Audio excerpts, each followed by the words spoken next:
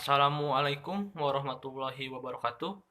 Perkenalkan, nama saya Fikri Saman Firdaus dari Fakultas Hukum Universitas Pamulang dengan NIM 2010102000767. Di sini saya akan memaparkan isi dari paper tugas HTN atau Hukum Tata Negara dengan judul Kongres Luar Biasa yang terjadi pada Partai Demokrat Maret 2021. Jadi partai politik secara periodik menggelar forum tertinggi partai melalui kongres, muktamar, ataupun musyawarah nasional. Namun bila ada persoalan yang luar biasa, maka memungkinkan penyelenggaraan musyawarah nasional luar biasa, muktamar luar biasa, dan juga kongres luar biasa.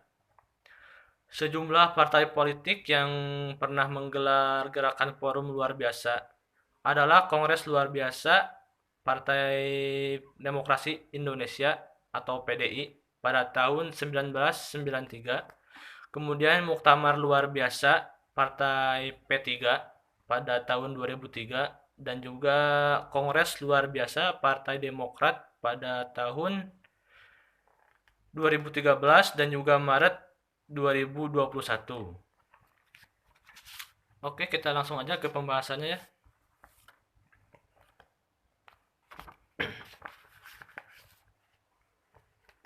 Jadi Kongres Luar Biasa adalah agenda partai yang salah satunya adalah untuk bertujuan untuk memilih dan menetapkan ketua umum, dan selain itu juga meminta dan menilai laporan pertanggungjawaban Dewan Pimpinan Pusat atau DPP.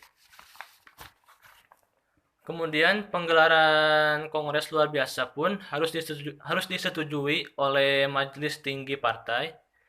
Sementara saat ini posisi Ketua Majelis Tinggi Partai Demokrat dipegang oleh SBY atau Susilo Bambang Yudhoyono. Sebagaimana tertuang dalam ADART Partai Demokrat, pasal 81, Kongres adalah pemegang kekuasaan tertinggi partai yang diselenggarakan sekurang-kurangnya sekali dalam 5 tahun. Kongres Luar Biasa memiliki wewenang dan kekuasaan yang sama dengan Kongres. Pengamat politik Universitas Al-Azhar Jakarta, Ujang Komarudin berpendapat jika sampai Kongres Luar Biasa Demokrat digelar akan menjadi ujian keberpihakan sikap pemerintah. Ia meminta pemerintah tak melakukan pengesahan seumpama KLB tersebut melibatkan pemilik suara bodong. Dia menyinggung bahwa kiprah pemerintah dalam kisruh internal partai politik pernah terjadi sebelumnya, yakni di Partai Golkar, Partai Persatuan Pembangunan, hingga Partai Berkarya. Sejumlah kader senior Demokrat sebelumnya menyatakan bakal menggelar Kongres Luar Biasa pada awal Maret ini. Mantan Komisi Pengawas Demokrat, Darmizal, mengklaim sudah mengantongi dukungan dari mayoritas pemilik hak suara dan hak bicara untuk menggelar KLB atau Kongres Luar Biasa. Ia meyakini 96% dari pemilik hak ini akan bergabung menjadi peserta di KLB.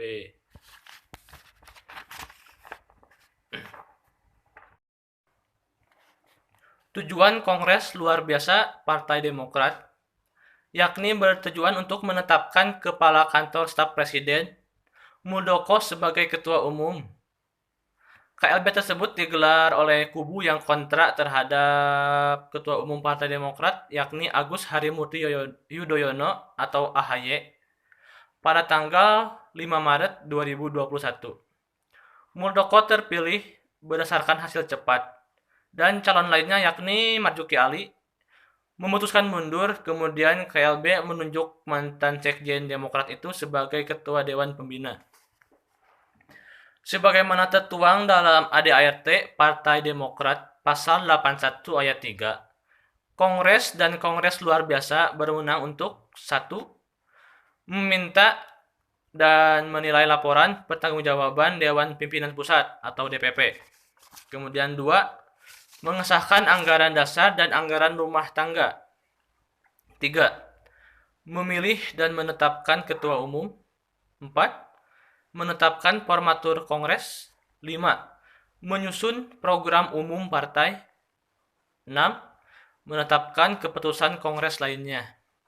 Kemudian dalam ayat 4, kongres luar biasa dapat diadakan atas permintaan majelis tinggi partai atau sekurang-kurangnya 2/3 dari jumlah Dewan Pimpinan Daerah atau 1/2 dari jumlah Dewan Pimpinan Cabang, serta disetujui oleh Ketua Majelis Partai.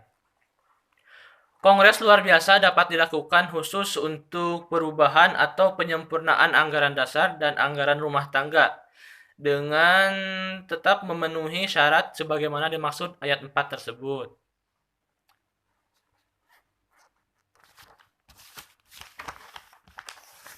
Kemudian ada alasan digantinya AHY atau alasan terjadinya KLB. 1. Tidak puas dengan kepemimpinan AHY karena sejumlah kader atau fraksi di internal tidak puas dengan kepemimpinan AHY. Kemudian yang kedua, adanya pungutan iuran dari DPP kepada setiap anggota fraksi DPD dan DPC. Kemudian yang ketiga, AHY dinilai cederai janji Pilkada 2020 karena DPP Demokrat tidak memenuhi biaya operasional sebesar 50%, sehingga mesin partai tidak berjalan dengan maksimal. Yang keempat, AHY tidak dengar usulan daerah dalam Pilkada 2020. Yang kelima, hasil Pilkada banyak gagal.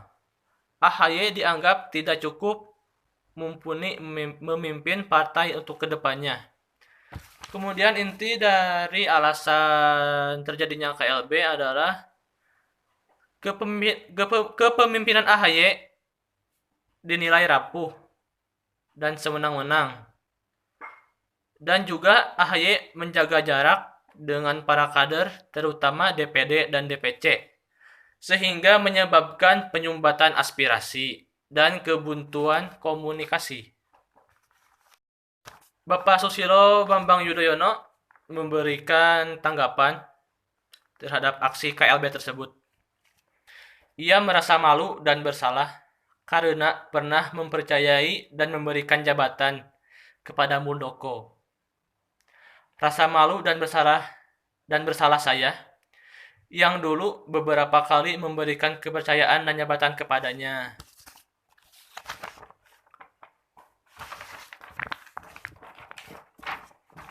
Kemudian saya memohon ampun kehadirat Allah, Tuhan yang Maha Kuasa, atas kesalahan saya itu, ujar Bapak SBY. Pakar Hukum Tata Negara Universitas Andalas, Ferry Amsari, menilai Kongres Luar Biasa atau KLB Demokrat di Deli Serdang tersebut melanggar Undang-Undang Nomor 2 Tahun 2011 tentang partai politik. Ia merujuk pasal 32 dan 33 UU Partai Politik yang mengatur mekanisme penyelesaian jika terjadi perselisihan di internal partai. Pada pasal 32 disebutkan, masalah internal partai diselesaikan dengan pembentukan Mahkamah Partai. Pasal 33 UU Partai Politik menyebutkan ada mekanisme gugatan ke Pengadilan Negeri dan Kasasi Mahkamah Agung. Baik, sekarang sudah sampai di penutup. Hal semacam ini harusnya tidak boleh lagi terjadi atau terulang lagi dalam negara demokrasi. Hal ini sukar terjadi jika kader solid dengan kepemimpinan Ketua Umum Partai Demokrat yakni AHY. Kecil kemungkinan terjadi pemalsuan dukungan para pemilik suara oleh para aktor KLB. Dinamika masing-masing partai politik tentu saja berbeda, tetapi benang merah yang dapat diambil adalah bahwa Kongres luar biasa belum tentu menyelesaikan masalah, tetapi membentuk partai baru justru dapat menyelesaikan masalah. Sekian dari saya. Mohon maaf bila masih banyak kekurangan dalam penyampaian materi. Mohon bimbingannya, Bapak Reski. Billahi taufiq wal hidayah. Wassalamualaikum warahmatullahi wabarakatuh.